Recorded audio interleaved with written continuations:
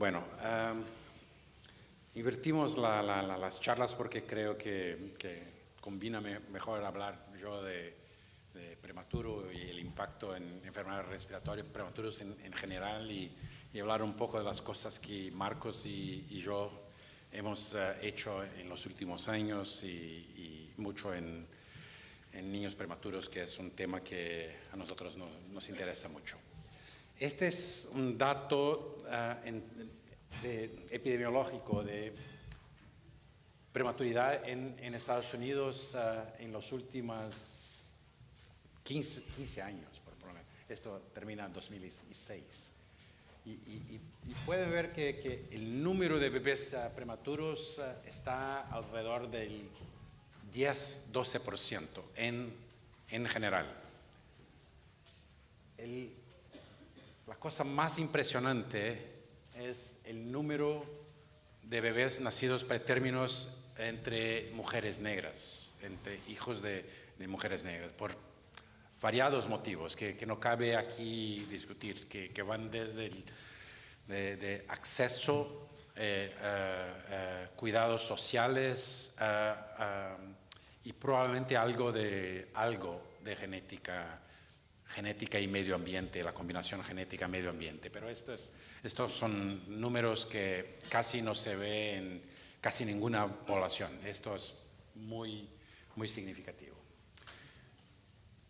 El próximo son datos de Brasil. Y estos son basados en hay una cohorte muy cerca de Porto Alegre, donde ellos tienen quizás de las mejores cohortes de nacimiento que hay en Latinoamérica. Y ellos siguieron 4 cohortes en los últimos 20 años, desde el nacimiento. Y este es el número principalmente de estas cohortes de bebés nacidos prematuros. Y puede ver que salimos en los 80 de un número cerca de 3% de bebés nacidos prematuros en esta cohorte, hasta un número de casi 15% de bebés prematuros. Entonces, si uno mira estos números en comparación con los números de asma, de prevalencia de asma, tenemos una epidemia de prematuridad con variadas causas, pero que tiene variados impactos en términos cognitivos, cardiovasculares, pero para nosotros en enfermedad respiratoria tremendamente significativo. Lo que quiere decir que la población que y los números en países como Argentina no son muy distintos de estos números que tenemos en Brasil. Al mejor alrededor del 10%. Por lo tanto, este es un problema de salud pública inmenso, con un impacto inmenso, porque estos niños van a sibilar en la primera década de vida principalmente, o van a tener eventos respiratorios significativos en la primera década de vida, y ellos son tratados como si fueran asmáticos. Probablemente algunos sí tienen asma, independiente de la prematurez. Pero la prematurez agrega otros factores de riesgo totalmente independientes de asma. Por lo tanto, tratar estos niños, no estamos hablando de niños con displasia broncopulmonar, que es el otro lado del espectro de la prematurez. Estamos hablando de prematuros casi normales en términos de no tener enfermedad respiratoria severa al nacer. Esto solo agrega morbilidad importante y el tratamiento probablemente no debería ser el mismo que el tratamiento de asma. Algunas veces, por falta de opción, vamos a tratar con medicaciones para asma, porque no hay quizás para los que tienen poca enfermedad al nacer. No estoy hablando de los displásicos y Howard va a hablar específico en esto después. Pero para la gran mayoría de niños que van a ser nacidos prematuros tardíos, casi a término, tratarlos como asmáticos probablemente es un error. Estos son datos este es un gráfico antiguo que Brigitte Farroux ha hecho, pero es muy útil para enseñar que hay grupos muy obvios de riesgo para hospitalización por enfermedad causada por sincicial respiratorio. Y obviamente los prematuros, y esto está absolutamente dependiente de edad gestacional, los que tienen BPD o chronic lung disease con riesgo tremendamente más alto. Pero de alguna manera hablé ayer de factores que están abajo de todo esto, que son tremendamente importantes, que son la respuesta inmune y la función pulmonar. Hay más cosas, pero esas son las que a mí me parecen las claves por detrás de este riesgo demasiado. En términos, y esto no voy a darles ninguna charla de respuesta de inmunidad en niños nacidos pretérminos, pero la idea es que nacer pretérminos anticipa la madurez o impide la madurez adecuada de la respuesta inmune, principalmente a agresiones infecciosas.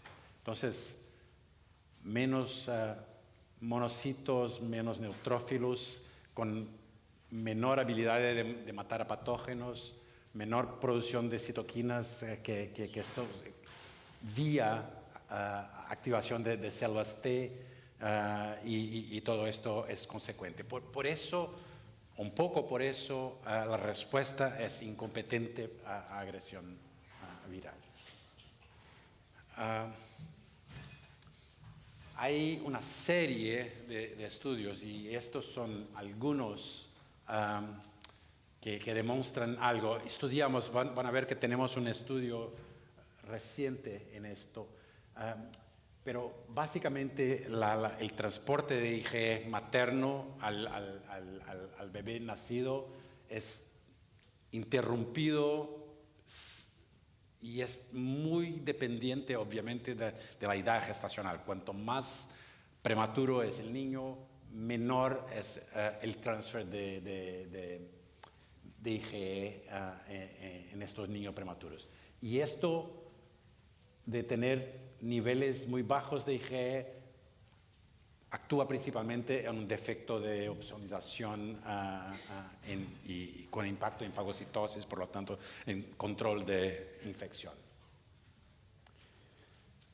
Este es un estudio, estos son gráficos muy densos, la idea no es mirar esto en detalle, pero nosotros miramos a estos niños a la edad de 3 años y algunos marcadores de respuesta inmune a infección a los 3 años cuando comparamos niños nacidos pretérminos con niños nacidos a término ya no son más importantes. Por lo tanto, esto es un defecto el defecto de respuesta inmune.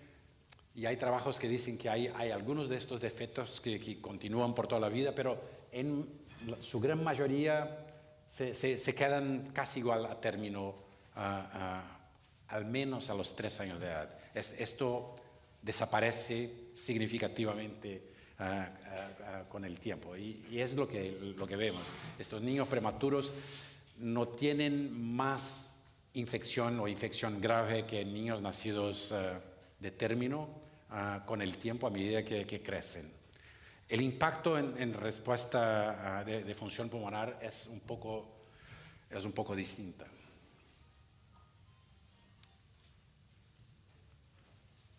Estos son los gráficos que Marcos hace, que son rarísimos con entrada, espacio. Pero la idea es que un niño nacido prematuro aumenta el volumen alveolar con pérdida de cantidad de alvéolos, principalmente para aumentar la superficie, la área de superficie de troca gaseosa, con un precio. Hay un precio que hay pago que con pérdida de la capacidad de mantener la vía aérea patente abierta. Por lo tanto, el niño prematuro, como medida de compensación para mantenerse adecuado, con un pulmón que no es igual al pulmón del bebé nacido a término, paga un precio por nacer antes del tiempo, principalmente con colapso de la vía aérea periférica de manera mucho más fácil. Estos son algunos estudios que están hechos mirando a función pulmonar. Este es de niños con BPD, y pueden mirar que en términos de función pulmonar, en volumen están adecuados, pero los flujos expiratorios forzados están todo abajo de valores promedios comparados con niños nacidos de término.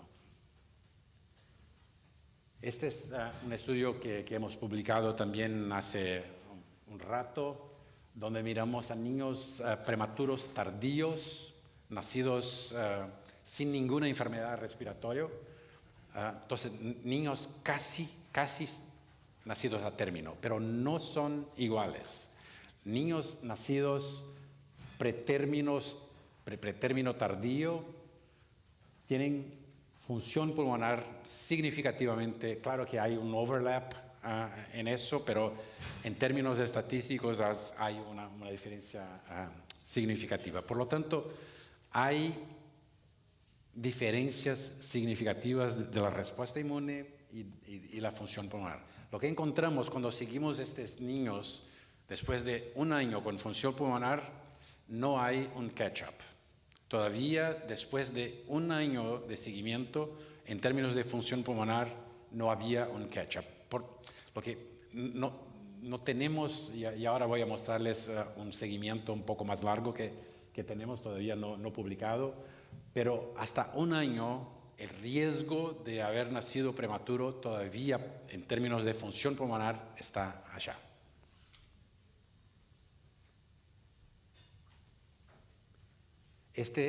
Son datos de la misma cohorte que Marcus ha hecho y todavía no tenemos publicado.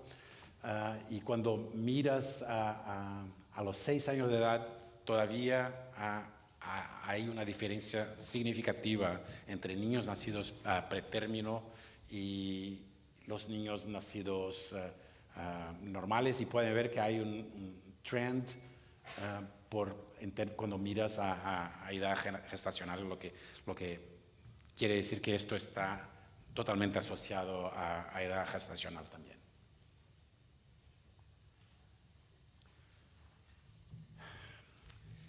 Una de las cosas que empezamos a mirar es qué cosas, y usamos porque era simples también de hacer, no era nada sofisticado y costoso para nosotros, mirar a salud materna y el impacto de salud materna y el desencadenamiento de infección vaginal uterina de la madre y qué impacto esto tendría en el desarrollo pulmonar de niños. Entonces, miramos al modelo de corioamnionitis y seguimos, miramos a casi 100 niños, 100 placentas, y por técnicas tradicionales y casi crudas de mirarse a corioamnionitis, miramos al impacto en términos de función pulmonar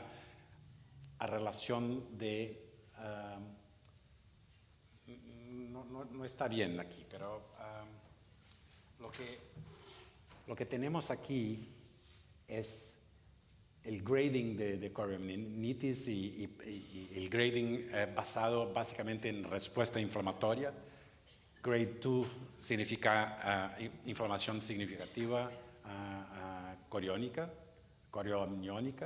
y lo que van a ver, quizás está muy mal la figura para ver, pero cuando miras a RDS o uso de oxígeno suplementar arriba del 28 días o sepsis asociado, lo que tienen el grado más significativo, hay una asociación muy importante. En términos, cuando miramos a las variables de función pulmonar y miren el FEV 0.5 aquí, el FEV 50, 25, 75, hay obviamente, y es muy claro, visual, que los que tienen madres con coriamnionitis tienen función pulmonar más baja también. La otra cosa que miramos muy interesante es que saben ustedes que varones nacen con función pulmonar menor que niñas. Y esto viene de fábrica. Nosotros tenemos algunas desventajas importantes. Antes las niñas, esta es una más. Pero si la madre tiene coriamnionitis, las niñas pierden capacidad pulmonar. Esta ventaja, y esto se ve en otros modelos, como el modelo de madres fumadoras. En madres fumadoras, las niñas también pierden esta ventaja en términos de función pulmonar cuando son expuestas a madres fumadoras o padres que fuman en el hogar.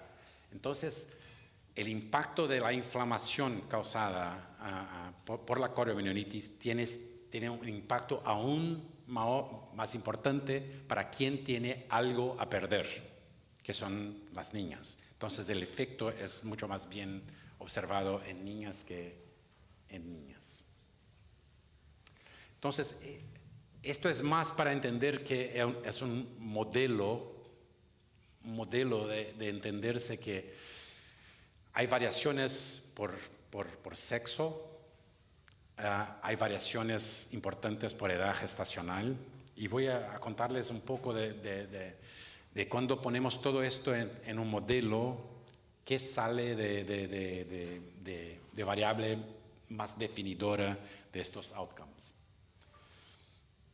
Esto es otro estudio que hicimos hace unos 4 años en Brasil, y estos son tipos de estudios casi irresponsables de hacerse cohortes de niños en países como lo de nosotros. Es trabajo casi irresponsable de locos, porque es muy difícil retener y tener calidad de datos para todo esto, pero lo hicimos. No creo que lo haría nuevamente ahora, porque hicimos seguimiento de 300 niños desde el nacimiento, niños prematuros tardíos sanos, en 3 sitios en Brasil.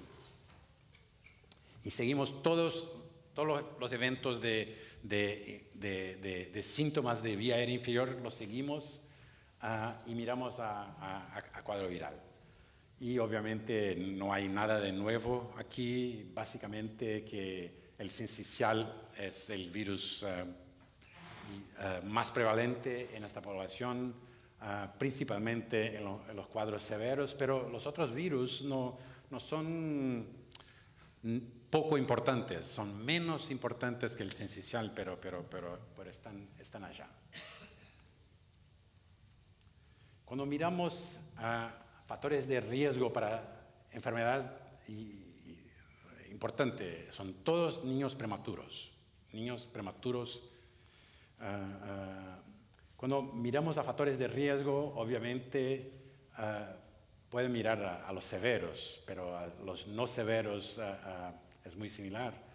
es peso de nacimiento, concentración, como les hablaba antes de IgG, y cuando miran al severo comparado al grupo que no ha tenido ningún evento de vía respiratoria inferior, la diferencia es bien significativa.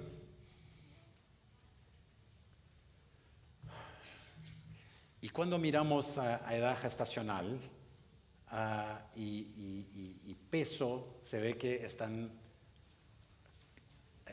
invertidos en relación de proporción con las infecciones respiratorias. Pueden ver que edad gestacional es negativo, peso es negativo, de la misma manera que estaba antes.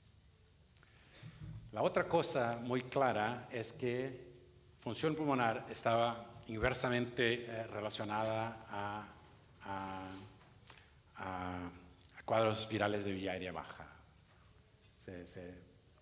Los números son todos muy significativos, principalmente a los que tienen, cuando comparas el número tanto cuando usamos una variable de corte de 2 o más, o como una variable continua.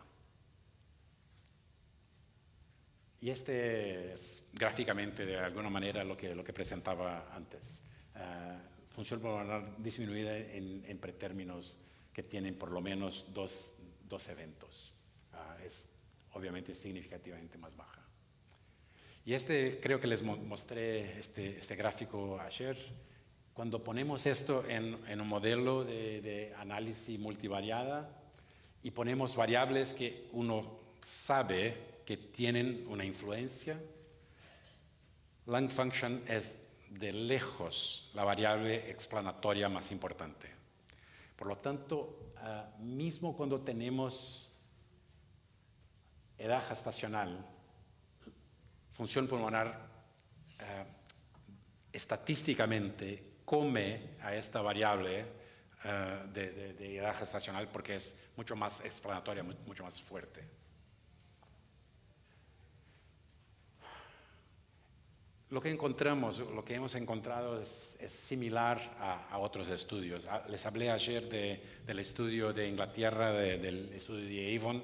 Hablé ayer de asma, pero ellos tienen una cantidad significativa de niños nacidos prematuros también.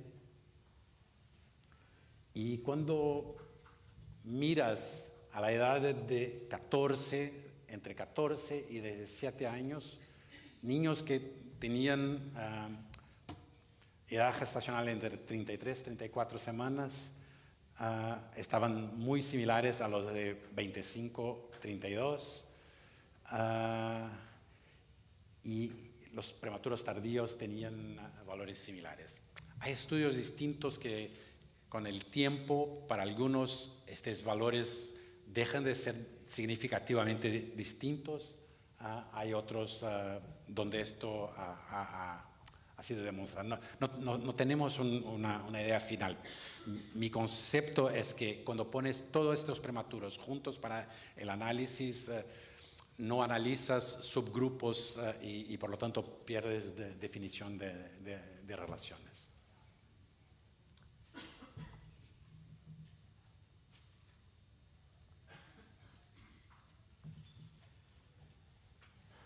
Este es otro estudio reciente donde cuando miras a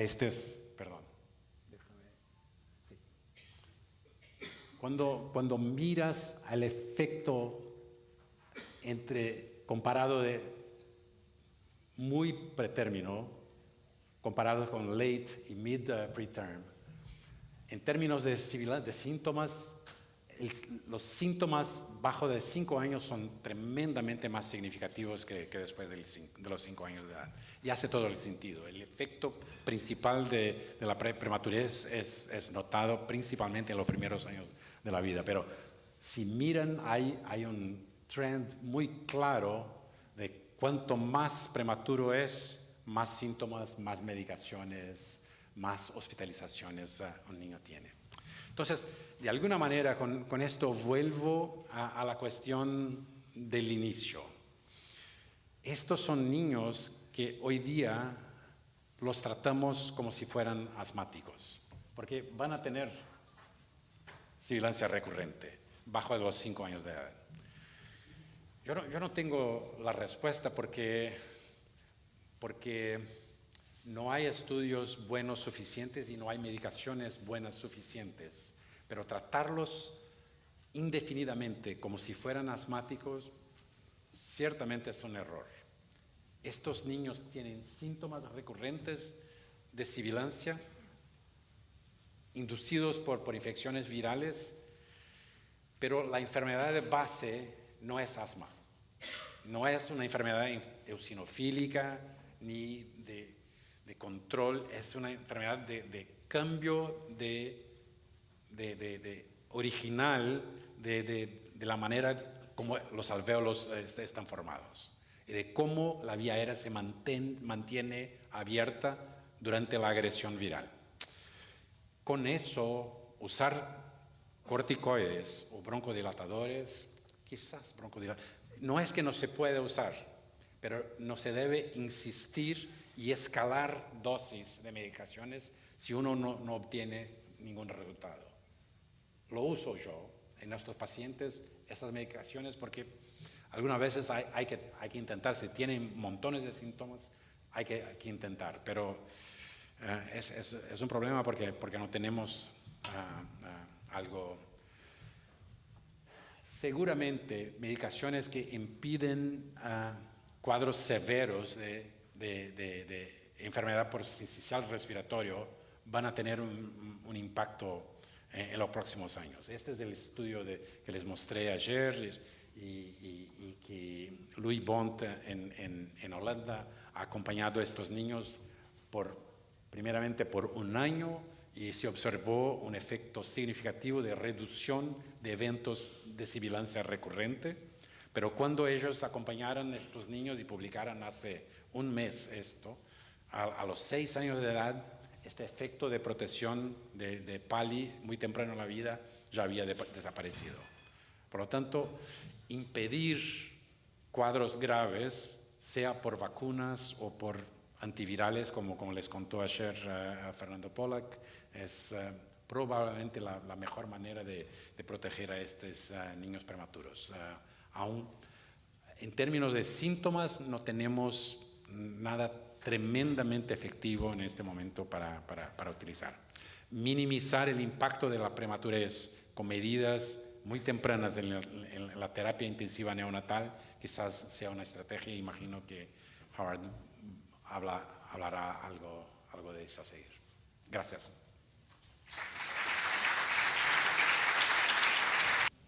Thank you again. Muchísimas gracias nuevamente por esta oportunidad de hablar aquí con ustedes sobre un tema en el que he tenido mucha pasión y trabajado apasionadamente, y es cuidar a aquellos niños con displasia broncopulmonar. El doctor Stein ya habló de aquellos niños que nacieron con prematurez, y me gustaría tomar una porción de esa población que desarrollan una enfermedad pulmonar crónica, y quisiera incluso ir más allá y estrechar un poco el enfoque y hablar de aquellos niños que desarrollan displasia broncopulmonar severa. Me gustaría conversar acerca de algunos de los temas en los que pensamos con este grupo de pacientes. Bueno, ya han sido 50 años desde la primera descripción de la displasia broncopulmonar, y en bebés relativamente grandes que han nacido en las 32-34 semanas de gestación. Esto fue descrito por un radiólogo y 2 patólogos que describieron cuál era el curso clínico, radiográfico y los hallazgos patológicos en estos bebés. Hace 50 años, muchas cosas han cambiado, por supuesto, en cuanto a la atención de estos bebés prematuros, pero la incidencia de displasia broncopulmonar sigue siendo relativamente igual o tal vez está en aumento. O sea que sabemos, por lo menos en los Estados Unidos, que la incidencia de BPD, de la displasia broncopulmonar, es 2 por 3.000 nacidos vivos, que representan 1,5% de todos los bebés. recién nacidos. En un grupo podemos decir que es un 20% de los pretérminos que nacieron antes de las 30 semanas o con 1.500 gramos, pero claramente hay una relación inversa entre la incidencia de la displasia broncopulmonar y la edad gestacional o el tamaño, y como ya hemos escuchado por el doctor Stein en su charla, claramente el tamaño importa en estos bebés. Aquí vemos datos de 20 años de experiencia en la red de investigación neonatal que involucra más de 20.000 bebés y han demostrado que en aquellos lactantes que tienen menos de 1.500 gramos, 30 semanas de gestación, el BPD no solamente ha bajado, sino que ha subido un poquitito. Y esto seguramente sea así por la atención excelente que reciben los muy enfermitos, que en el pasado no hubieran sobrevivido, pero ahora sí. Esto nos deja entonces con un grupo de bebés que tienen aún más enfermedad pulmonar severa que tal vez hace 10 o 20 años atrás.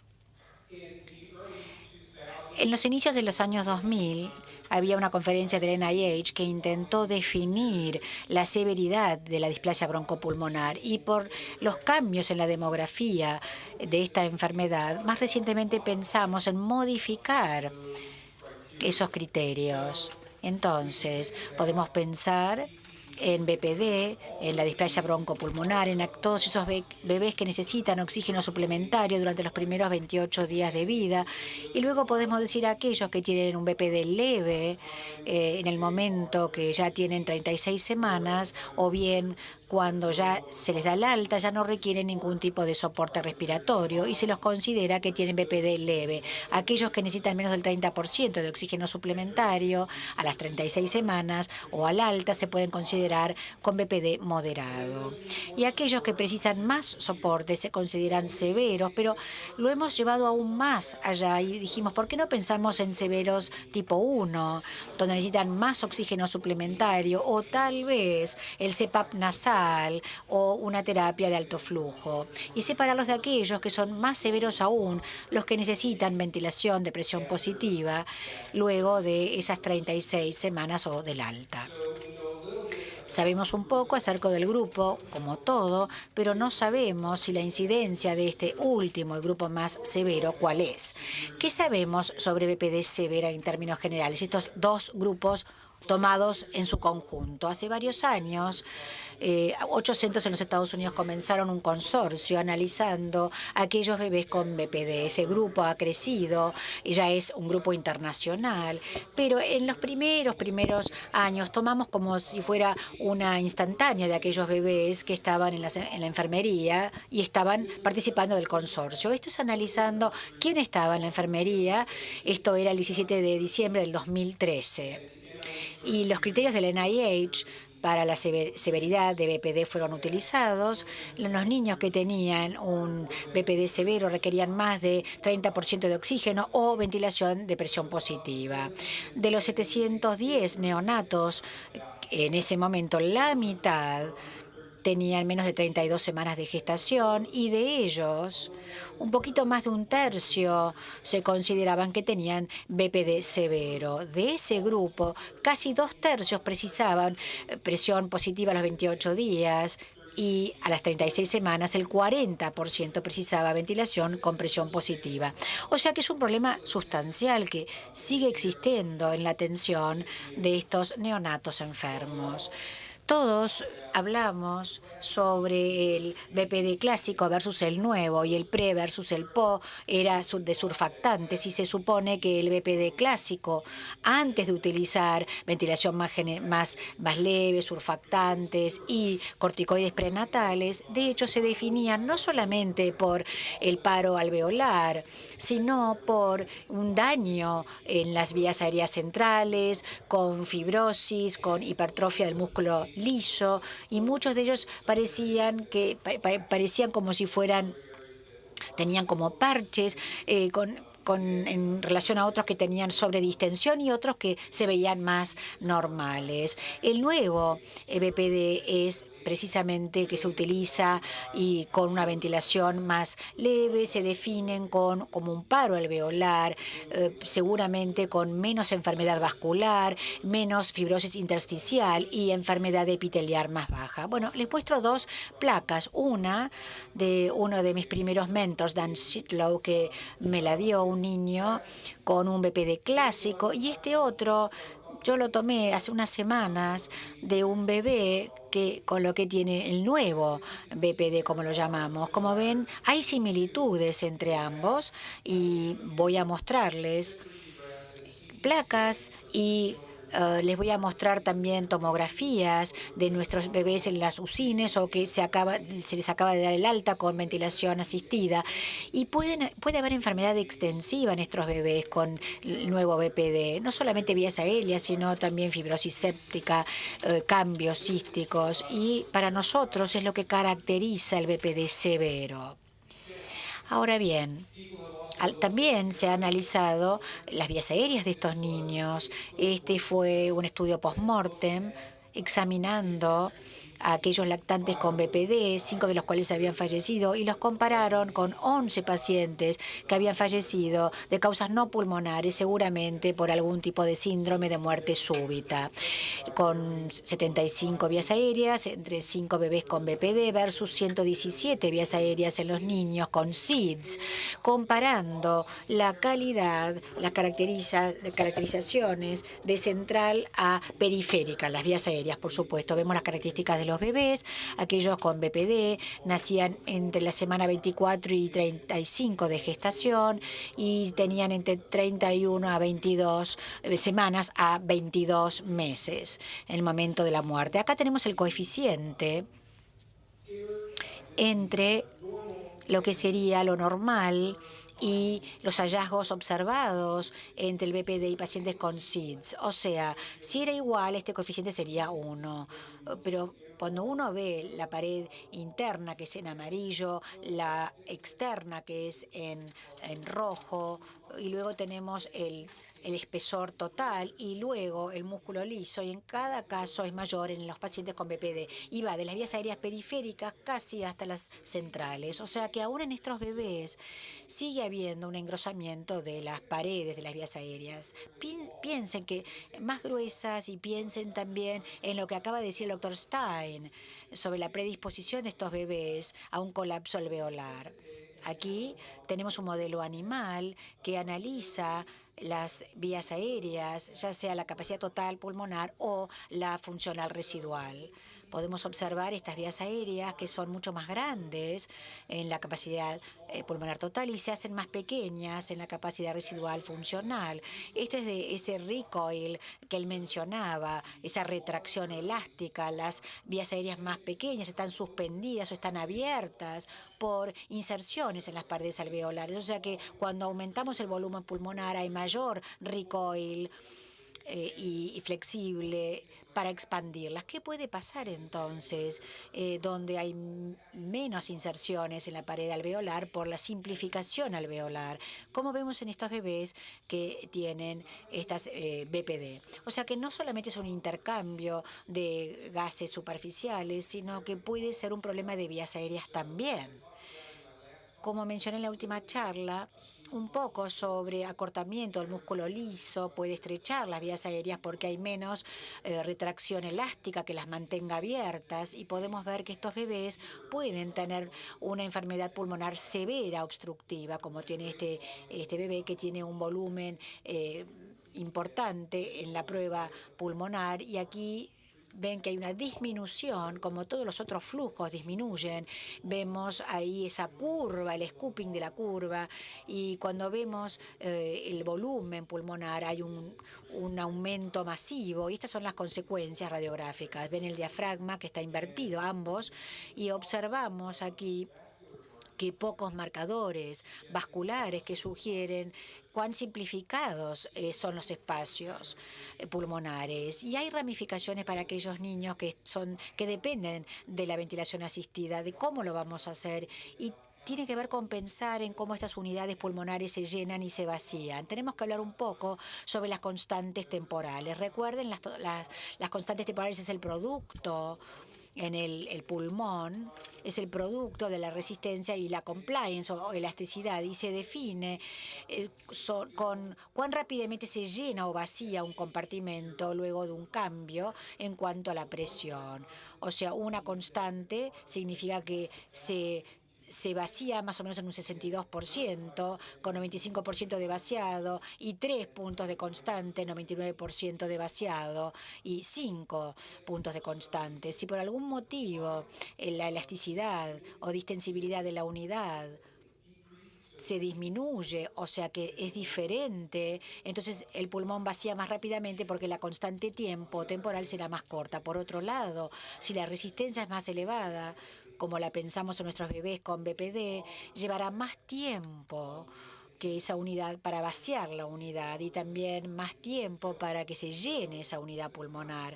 O sea que las consecuencias es que tenemos que pensar aquí en el pulmón, no como lo hacemos en los pretérminos jóvenes con síndrome de distrés respiratorio, que tienen esa distensibilidad de unidades bajas que se llenan y vacían rápidamente, las podemos ventilar a tasas mucho más altas respiratorias. Tenemos que pensar en ese caso en más tiempo para llenado y mucho más tiempo también para vaciar.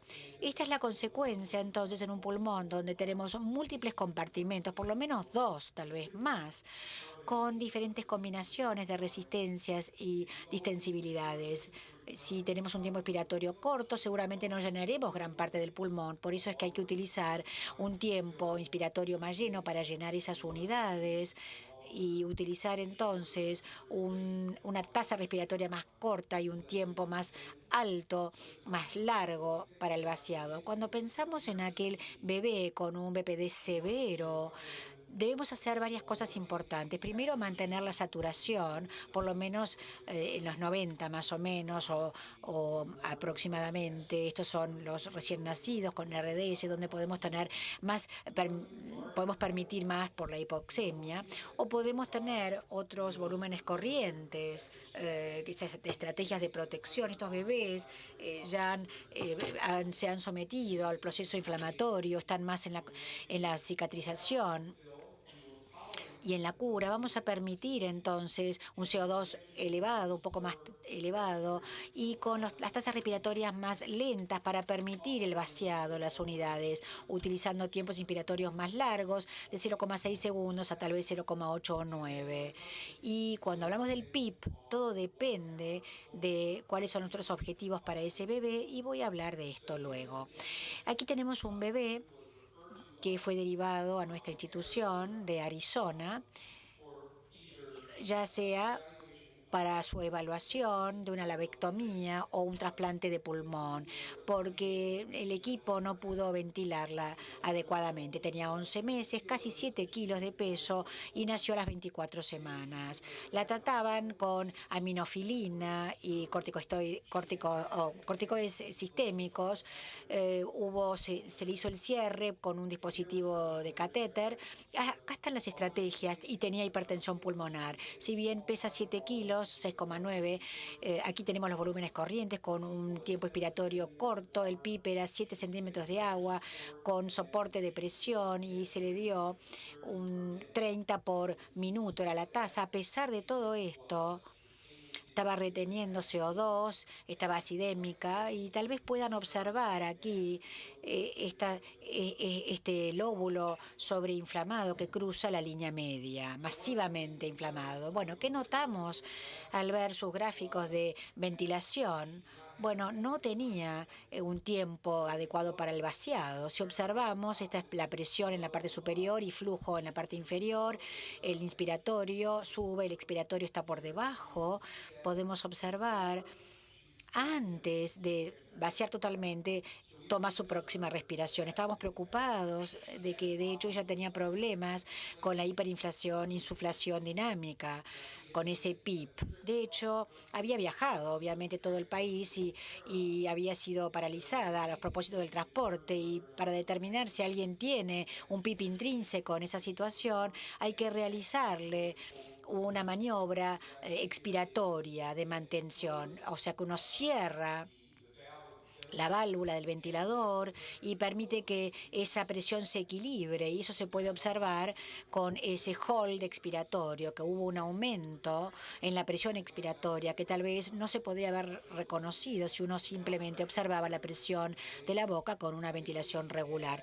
Este bebé entonces tenía un PIB intrínseco de 4 centímetros por encima del suyo, que era de 7. Aumentamos el PIB a 11 centímetros y les voy a mostrar los resultados. Pero no nos gusta paralizar a los bebés, especialmente en estos casos. Hemos trabajado con otra técnica para medir el PIB intrínseco en aquellos bebés que respiran espontáneamente. Aquí vemos el catéter esofágico. Aquí vemos que hay un PIB intrínseco significativo, y de hecho uno puede identificar a estos bebés porque van a hacer esfuerzos inspiratorios que el ventilador nunca reconoce, o sea que su tasa intrínseca tal vez sea más elevada que la configurada en el ventilador, pero no van a haber respiraciones con soporte. Cada deflexión negativa de la presión esofágica es un esfuerzo del bebé para respirar, pero vemos que no hay ningún efecto sobre el flujo inspiratorio en esta línea superior. Por eso, uno puede observar la presión esofágica y su exhalación, y podemos observar cuánta esa presión esofágica tiene que caer antes que el bebé hace una señal al ventilador de manera exitosa. Esta diferencia es igual al PIB intrínseco para el bebé. Uno puede ajustarlo hacia arriba para justamente equipararlo, y vemos que estos esfuerzos después desaparecen. Otra manera de verlo es el efecto de lo que es el PIB intrínseco que no se identifica, y la sincronía entre el paciente y el ventilador. Quiero señalar que este paciente, una vez más, si vemos la presión esofágica en esta parte inferior y el flujo en la parte superior y la presión de apertura de vías aéreas en el centro, este bebé está haciendo un esfuerzo inspiratorio al finalizar su respiración, o sea que el flujo sube. O mejor dicho, en este caso estamos viendo el paciente que respira, pero hay un gran delay, una demora en el inicio de la respiración. Aquí el paciente está tratando de expirar al final de esa inspiración, o sea que el flujo sube en la parte terminal, y aquí tenemos los esfuerzos que no tienen ningún soporte por parte del ventilador. Hicimos varias cosas con este bebé, aumentamos el PIB a 11, disminuimos la tasa mandatoria, disminuimos el tiempo, el volumen, aumentamos el volumen corriente, y vemos que hay una reducción en esta sobredistensión y mucho mejor intercambio gaseoso hacia el final. Esta es la diferencia entre el trazado del tiempo del flujo. Ese es un PIB de 7, donde no había tiempo para vaciar, y bastante mejor en un PIB de 11. severe BP.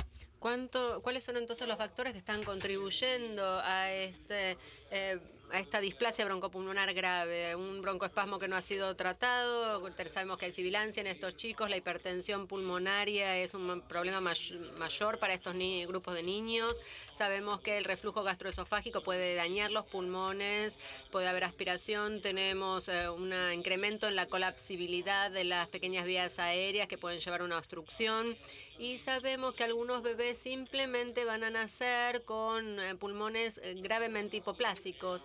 Lo que quiero ahora es hablar un poquito de qué pasa con la hipertensión pulmonar, que se ha vuelto cada vez más reconocible en estos niños que tienen displasia broncopulmonar grave. Nuevamente, el factor de riesgo principal en el que podemos pensar es el tamaño de los bebés. Así que mientras que hay otras cosas a tener en cuenta, como por ejemplo los prematuros, exposición a la inflamación por corioamnionitis, hiperplasia, por hidroamnios, bueno, un oxígeno suplementado durante largo tiempo. Nosotros sabemos que todos estos bebés que tienen un peso muy bajo al nacer y que son muy pequeños están a riesgo de hipertensión pulmonar, y estos bebés de la mitad por lo menos estaban por debajo del percentilo 25 para el peso predictivo, así que cuanto más pequeñito el bebé, mayor el problema.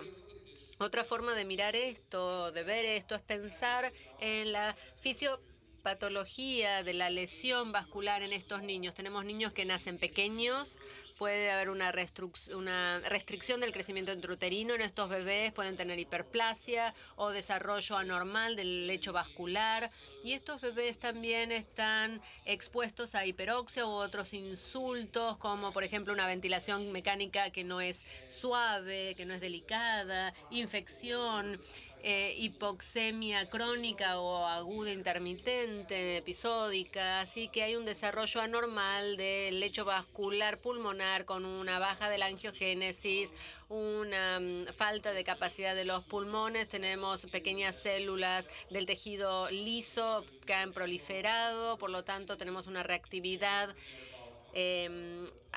ampliada, tenemos una matriz extracelular alterada y esto va a generar problemas en la estructura es anormal y esto puede llevar a consecuencias clínicas de shunts de derecha a izquierda, todo hasta el problema del desarrollo de la hipertensión pulmonar. Toda esta seguidilla de problemas pueden verse presentes allí. Así que esto puede aparecer como hipertensión pulmonar en niños con una displasia broncopulmonar severa o incluso con una displasia broncopulmonar que no es tan grave. La hipertensión pulmonar en esta población se ha utilizado la presión sistémica por lo menos o ver el septo intraventricular y su posicionamiento para tratar de determinar la hipertensión pulmonar y nosotros generalmente creemos que alrededor del 25% de estos bebés con displasia broncopulmonar van a desarrollar hipertensión pulmonar. Aquí tenemos diferentes definiciones y diferentes técnicas, pero la línea final de esto es que aproximadamente el 25% en general, pero mayormente aquellos bebés que tienen una displasia broncopulmonar más severa van a tener más riesgo de desarrollar hipertensión pulmonar. Y eso es importante en temas de la sobrevida. Hemos entendido durante los últimos 10 años que la presencia concomitante de hipertensión pulmonar con displasia broncopulmonar incrementa la mortalidad. Estos son datos de un único centro que observó pacientes, bebés con displasia broncopulmonar y con hipertensión pulmonar y en el seguimiento un 52% de sobrevida hubo para estos bebés que tenían hipertensión pulmonar. Era mucho peor si esos bebés tenían una hipertensión pulmonar sistémica o supersistémica comparados con los que tenían una hipertensión pulmonar leve. Así que esto es un tema para nosotros. ¿Cómo evaluamos a estos bebés? La sugerencia es que todos estos bebés deberían ser evaluados para hipertensión pulmonar cuando todavía son pretérmino, pero sabemos que algunos de estos bebés pueden presentarse más tarde con hipertensión pulmonar. Entonces, para aquellos bebés que son muy prematuros, extremadamente prematuros, que necesitan mucho soporte o que no están mejorando, o aquellos que ya han tenido un eco a las 36 semanas, que era normal, pero siguen teniendo mucha necesidad de oxígeno suplementario, tienen episodios recurrentes de hipoxemia o de cianosis. Así que esos bebés cianosis, tienen que ser evaluados nuevamente. Si hace falta, se los puede reevaluar cada 4 a 6 meses. Si esos bebés siguen teniendo problemas con hipertensión pulmonar, buscamos la causa que puede corregirse, como por ejemplo una aspiración, que no han sido suficientemente tratados en un broncoespasmo, una infección, un apoyo inadecuado o una ingesta calórica, un reemplazo calórico inadecuado.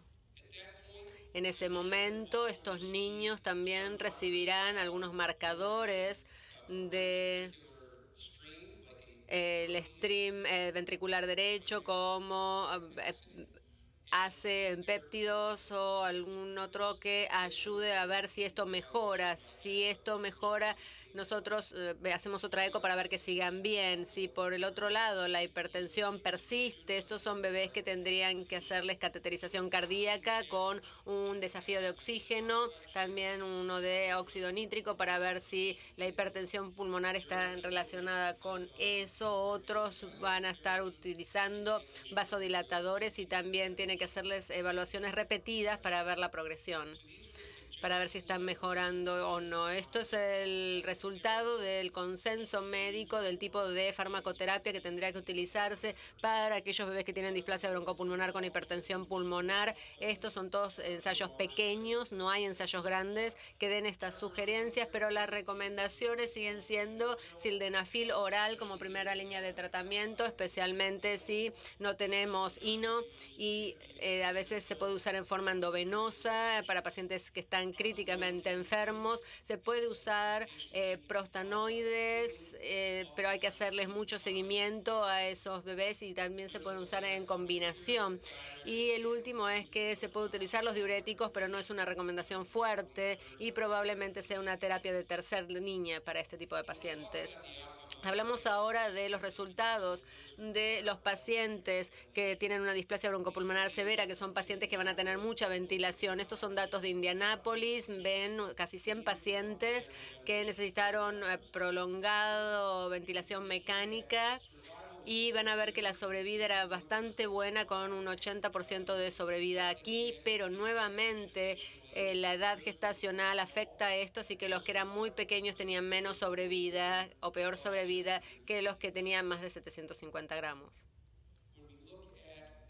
Cuando observamos resultados como liberación de la ventilación mecánica, la media era de 24 meses, con 97% de esos niños llegando a los 5 años de edad, y la decanulación se daba alrededor de los 36 meses como media. Así que no se les hacía el weaning a los 5 años, y en ese caso era probablemente que nunca los pudieran sacar de la ventilación. ¿Qué pensamos entonces cuando observamos a estos niños en el seguimiento? Yo creo que hay una enfermedad continua.